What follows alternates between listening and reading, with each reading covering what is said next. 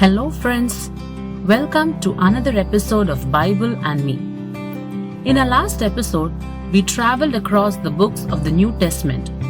After the resurrection of Jesus, he commissioned the apostles to journey across the world, making disciples by spreading the good news. Today, we would be having a short introduction on the letters written by Apostle Paul. Letters played a significant role in the spreading of Christianity all across the world. At a time when means of communication was moderate, letters laid the foundation and sustained the faith of the early church. Out of the 27 books of the New Testament, 13 of them is believed to have been written by Apostle Paul. While Acts of the Apostles provides us with a biographical account of Paul's ministry and the circumstances in which the individual churches were founded, it is the epistles which gives us a direct information on Paul's thought and interaction with these churches. So, let's learn about the classification of the Pauline epistles. We can classify the Pauline epistles into three major groups depending upon the instances when it was written. Letters written during the period of Paul's missionary activity, those written during Paul's imprisonment, and those written after Paul's release from the Roman prison. The missionary activity of St. Paul is recorded in the Acts of the Apostles.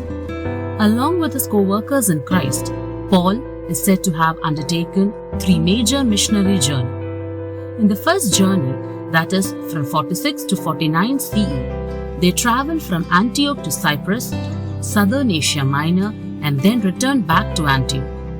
The second missionary journey, which was from 50 to 52 CE, they traveled from Antioch through southern Asia Minor to Galatia, Macedonia, Corinth, and then later returned to Jerusalem and Antioch. The third missionary journey began from Antioch through Galatia, Ephesus, Macedonia, and then returned to Jerusalem, probably during 54 to 58 CE.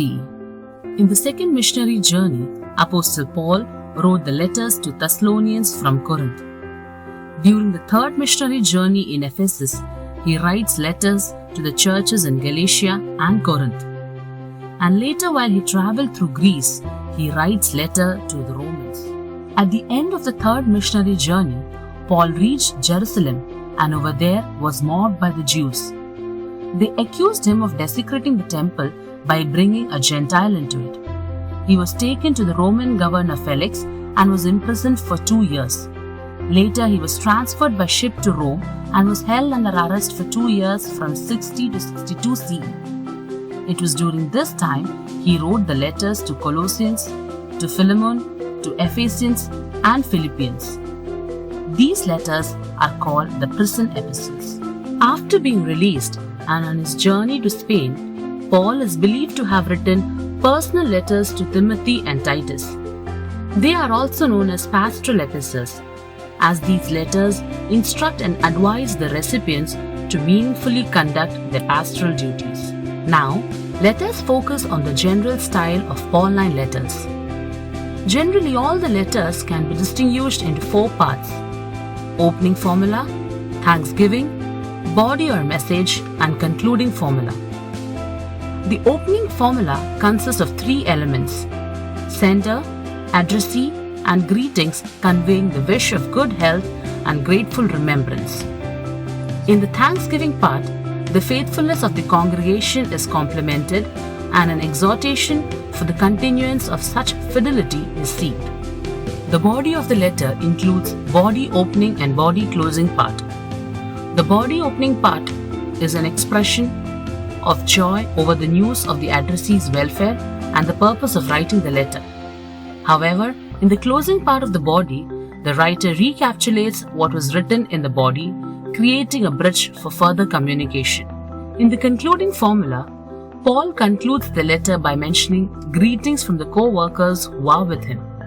Besides the greetings, sometimes Paul's letters also contain the doxology of God and a benediction. Thus we come to know that Apostle Paul, through his letters, tried to intervene into the social, political, and spiritual issues of the community he addressed. He made sure that they do not end up into corrupt practices that would compromise their faith in Christ. Thus, Paul, the architect and builder, was instrumental in shaping and structuring the identity of the church around the globe. That's all for today. Hope you found this video informative. Do like, share and subscribe Bible and Me for more such videos. Goodbye.